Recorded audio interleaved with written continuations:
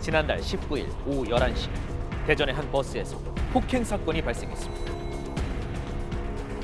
50대 버스 승객이 운행 중이던 버스 운전기사를 무차별적으로 폭행합니다. 심지어 버스 운전기사에게 소변 테러까지 한 남성 승객. 그날 버스에선 무슨 일이 있었던 것입니다. 사람이 겪는 일인지 그런 생각도 들고요. 하필 왜 저한테 이런 일이 라는 생각이 가장 깊고요. 피해 운전기사가 운행하는 버스에 탑승했다는 남성. 처음 탔을 때부터 술 냄새가 좀 심했고 비틀비틀거리면서 당시 해당 버스엔 5명의 승객도 탑승해 있었는데요. 뒷좌석에 앉은 남성이 흡연을 합니다. 1차 경고에도 계속 흡연을 하는 남성. 결국 운전기사는 버스를 세우고 제지할 수밖에 없었는데요. 하지만 계속된 흡연에 112에 신고했습니다. 막무가내네. 저한테 다가와가지고 막 내려달라고 소리치면서 빨길질을 하더라고요. 소리를 지르며 운전석까지 달려온 남성이 운전기사를 위협한 겁니다. 바지춤을 내려가지고 그래서 이상 많은 짓이냐고 이야기하니까는 저한테까지 소변을 보는. 황당하네요. 남성 승객의 충격적인 만행. 갑자기 바지를 내리더니 자신을 향해서 소변을 보기 시작했다는데요. 믿을 수가 없네요. 피해 운전기사가 일어서자 무차별 폭행도 이어졌습니다. 피할 새도 없이 이뤄진 갑작스런 남성의 폭행은 계속됐는데요. 밀치는 얼굴에 가격을 하더라고요. 이마가 찢어지면서 피를 흘리게 됐고 폭행을 당했어요. 처음 이렇게 딱 얼굴 보는데 여기서 이렇게 피가 얼굴까지 이렇게 흘러가 내려가 있는 거예요.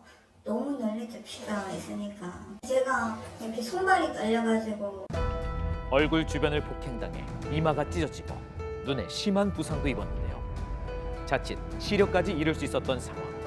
다행히 위험은 넘겼지만 아직도 불편한 상태라고요. 눈 주위에 근육이나 뼈에 이상이 있는지 눈 주위에 멍들이 심하게 들더라고요. 통증이고 이런 거는 제가 조금 참으면 되는데 운행에 차질이 생길까 봐 생계를 위해 다시 회사에 나왔지만 후유증과 트라우마로 고통받고 있다고요. 불안하죠. 남자분들 타시면 움찔움찔하고 일상생활할 때 손 떨림 현상도 있더라고요. 약 40여 분간 행패를 이어간 가해자. 출동 경찰에 의해 현행범으로 체포됐습니다. 내려달라고 하는데 안 내려줘가지고 폭행했다 지금 이렇게 진술하고 있는 건데 현재 가해자는 운전자 폭행과 공연 음란죄로 혐의 입건돼 조사 중에 있는데요.